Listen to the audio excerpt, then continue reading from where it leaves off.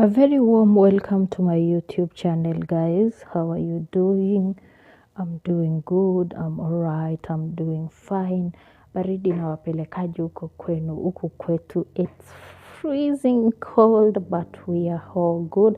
We thank God. In case you're new here, please kindly consider subscribing to my YouTube channel.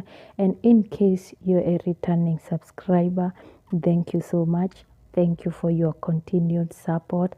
I always don't take that for granted. Thank you and thank you and thank you again so much. Okay. Today I want us to talk about the red flags. Maybe if I could have avoided those red flags, maybe they could have saved my son or whatever. Who knows?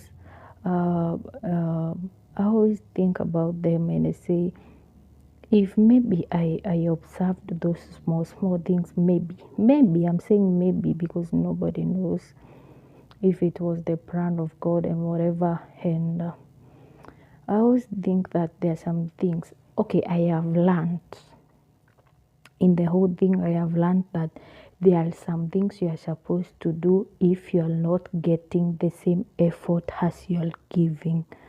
Are you getting me? And I thought maybe somebody else will learn from this and it will save us, so it will save someone from toxicity and what have you. Number one, I have learned all the red flag. Number one was, please don't overgive what you're not receiving. Don't over offer what you're not receiving. If it is not coming back with the same effort that you offered. For example, there's this time, okay, huku mwisho when my son, everything happened. Nilikaa chini, nikauliza, what if I deny this person the chance of coming to see his son, as he is saying, as we talk? And nikajiuliza, what if it was me? And remember, I loved my son so much. Sasa nikajiweka viatu ya ule mtu, nikajiuliza, what if now maybe this is me, I'm just requesting so that we can go and talk about our son and what have you, and then I'm denied that chance. How would I feel? In everything that I was doing, I was referring to myself, and I could ask myself a lot of questions that, what if this is me? I am asking maybe to see my son and we sit down and talk about it as parent, and somebody denies me the access.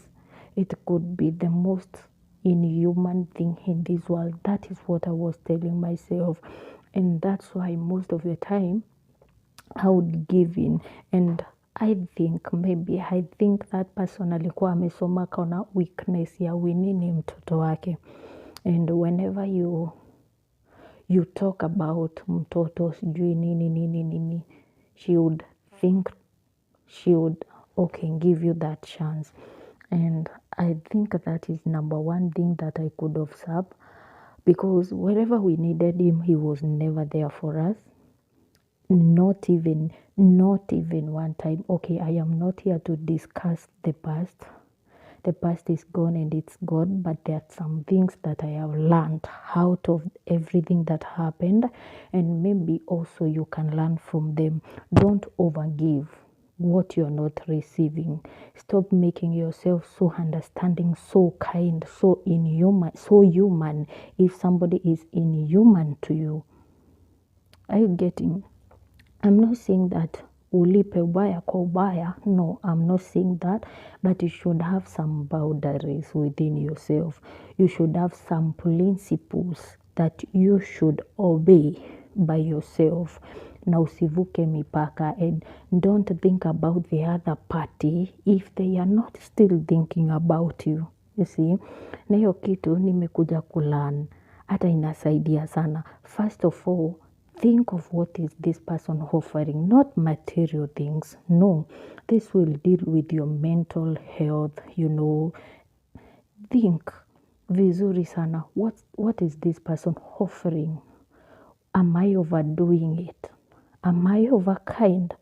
Am I much understanding rather than the other person? No, you cannot be a understanding girlfriend, understanding boyfriend. No, teach yourself to uh, give what you're receiving. Teach yourself to measure and equalize.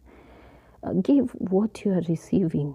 Then, if you're not receiving, some things will teach you if this is your right person or it's not your right person.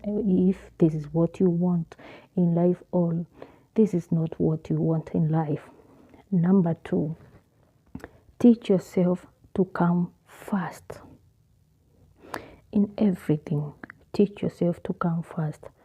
Put yourself in a position and think, is this thing making me feel good? Is this thing making me feel better?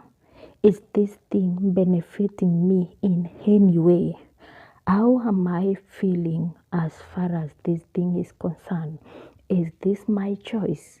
Is this what I want? If not, just leave it.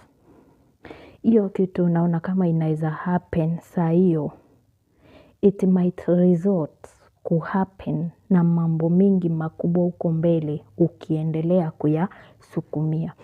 You're there, you just try to make someone happy. You're making someone a first priority, sijui nini, even the society. You know, some of the people think, what the society will say, what will so and so say. I'm doing this to hide all these things. And at the end of the story, you will suffer by yourself.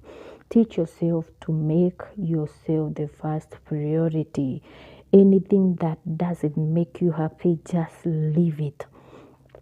Don't do things for the people. Love yourself. Try to be the first person that benefits from, anything.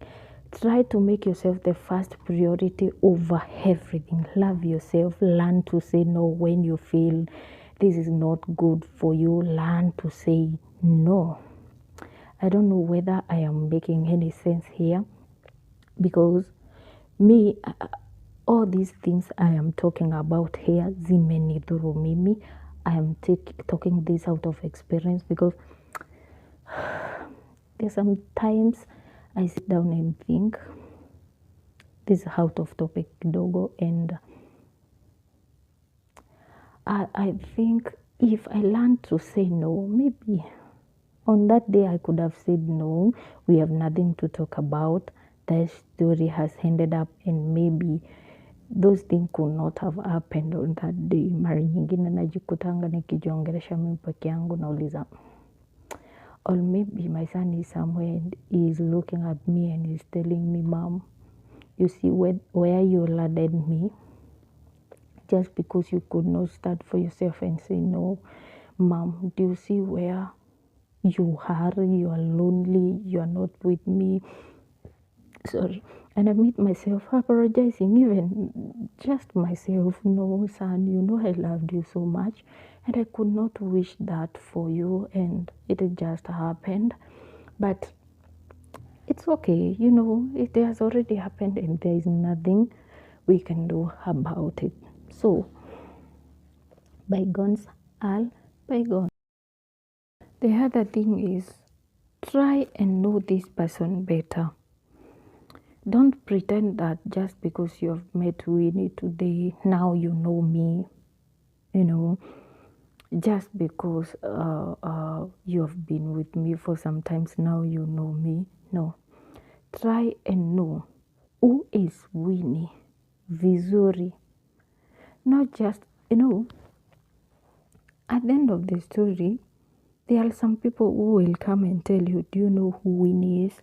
Winnie is 1, 2, 3. Winnie is 1, 2, 3, this and this, this and this. But in most cases, we tend to think maybe those people are Winnie's enemy, and maybe they don't wish good for that person. And if you tend to ask Winnie, There's someone who was trying to tell me you are one, two, three. They will try to be like, oh, you know, oh, you know, oh, you know. I don't know who said love is blind, because definitely you don't see those things. So, number three, try so much and know who Winnie is in real sense.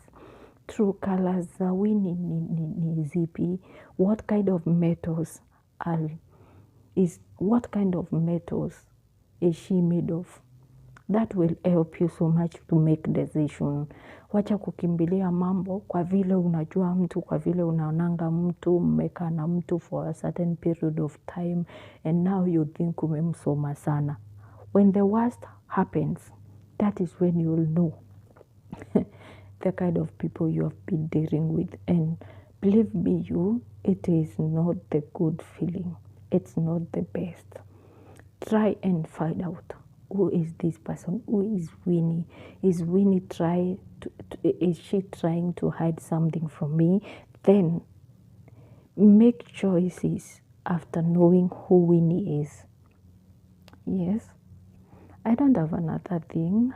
I think we'll be talking about too much about these things now and then in this channel. And yeah, for now, bye bye. I love you so much. God bless you. Keep warm. Bye bye.